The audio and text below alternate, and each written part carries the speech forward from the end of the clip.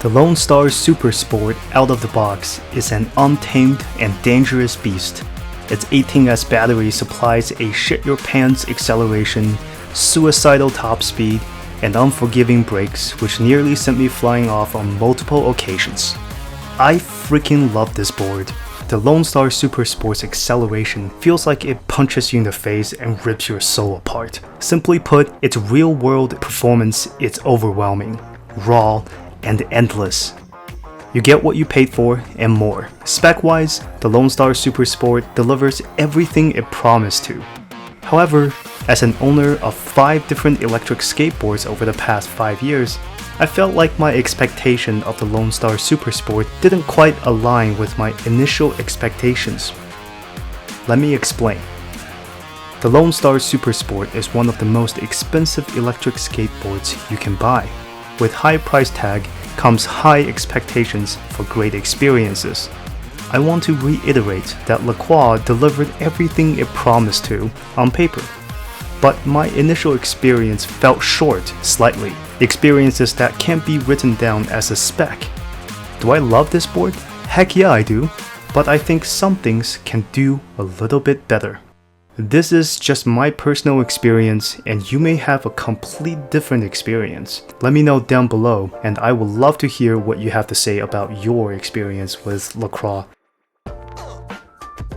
I'm a senior marketing manager at a large online retailer in the United States, so naturally I pay a lot of attention to customer experiences, perception of value, and expectation alignment. So most of what I'm going to say is just my professional experience kicking in, and I view this as a constructive criticism for Lacroix to iterate and improve their experience. Also, I'm not sponsored in any way, shape, or form. This is all my own thoughts and experiences that I would like to share with all of you.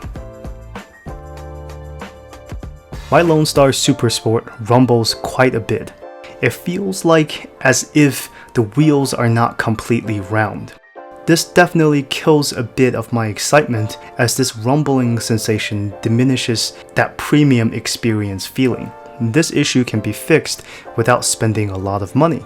It just takes time and some trial and error, which is fine. But it's just a bit unsatisfying that I need to spend hours fixing a problem instead of being out there shredding. Also in comparison, my cheap $999 Wildgo AT2 came with pneumatic tires and out of the box perform butter smooth. But the tires on a board that I spent more than 4.5 times more can't do that. It rumbles like a tractor on a cabbage field. Again, this problem is easy to fix through tire balancing with wheel weights, but I didn't know that this is something that I should be expecting until I made this post in the Lacroix Facebook group, only to find out that so many other people have this issue as well. This board out of the box is so loud. No, not the motors, I'm talking about the trucks and the deck. They squeak like a poorly constructed bed with 2 horny teenagers on it. It's almost embarrassing to ride this thing through the neighborhood while it squeaks. It's a small thing, but it definitely diminishes the premium experience of the most expensive board that you'll probably ever buy. Again, not a single cheap China boards that I bought have this issue, but for a board this expensive to have to squeak right out of the box is not acceptable. Yes, it's an easily fixable issue with lithium grease, but again, I need to do the research in the community and then drive to my local Home Depot and back and then apply this to my boards. This shouldn't be a part of that experience. It should be not squeaking when I get it, especially considering how much money that I just paid for. Acceleration and braking. Now, I'm not a speed demon. Even on my other skateboards, I almost never ride in the highest gear. I always use the second highest gear because I'm quite chill when I ride, mostly carving and going long distances. But for the Lonestar Supersport, I find the second highest gear, which is Mode 2's acceleration curve to be way too slow, even for a chill rider for me. It spends way too long in the lower end of the acceleration curve. And of course, I also find the highest gear too suicidal for me right now, so I default myself back to Mode 2, which is the second highest gear. The acceleration curve can be changed using the BMS app, but again, other cheap boards already does it well right out of the box. For the 5 cheaper boards that I have, Mode 2, or the second highest mode, is good enough for me, but not the Lacroix. It's too slow in the lower end of the acceleration spectrum. But for an expensive board like the Lonestar Supersport to not be able to do that right out of the box just really subtracts from that experience. I almost full sent myself a couple times on my first ride. The acceleration curve in Mode 2 starts off really weak as you push the remote dial, and the acceleration sensitivity feels somewhat evenly distributed throughout the entire knob. That's fine, but the brakes is the exact opposite, with only a slight tab of the knob results in heavy braking, and the rest of the knob, which is 90% of it, results in tire locking braking.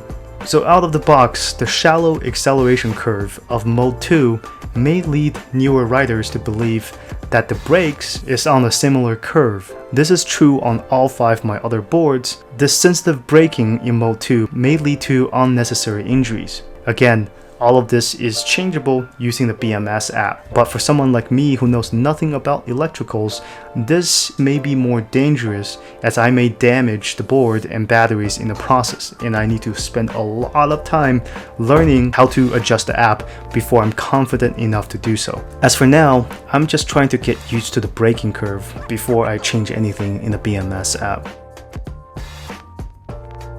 Lastly, what I want to mention is everything is so expensive. The premium wheels are $500. A simple light bracket is $45 just for the left side, and then you have to pay another $45 for the right side for a total of $90 just to put your lights on that you haven't even paid for yet. You can cheap out with other options for light mounts, but they won't look as cool. So I think these should be included as lights are an essential part of riding safely. My last complaint is the lack of instructions on everything. How long does the board idle before it turns itself off? Does the battery drain itself after a long time of inactivity? How do I read telemetry and current battery percentage? How do I swap Hypertruck bushings? What does the extra button on the remote do? Why does my board only charge to 92%? How do I balance my wobbly wheels? Why are there wobbly wheels in the first place? These are the questions I've had after I got the board, and there's just really no place on the Lacroix website that answers any of these questions. Thank God there is an awesome community on Facebook that, with so many awesome riders who loves to help out. You can find answers to most of these questions on Facebook. I saw that Lacroix recently attempted to make a PDF guide. While it's a good starting place, but the information on it is just too basic. Someone needs to create and update a Lacroix repair and maintenance Bible or encyclopedia. In the end, I've learned so much more with the Lacroix in the 2 months of ownership than any other board I've owned. But I couldn't feel more paradoxical as I've learned these things because I wanted to pay a premium price to avoid doing them in the first place. The most premium board I own is also the board that had the most problems, which forced me to learn. In the end, I'm super happy I gained so much knowledge, but that's not what I was expecting when I put down $4,600. This concludes my initial experience and first look of the board. I have a full review coming up with a lot more positive things to say about this amazing board. So make sure you get subscribed and destroy that thumbs up button. Thank you and see you next time.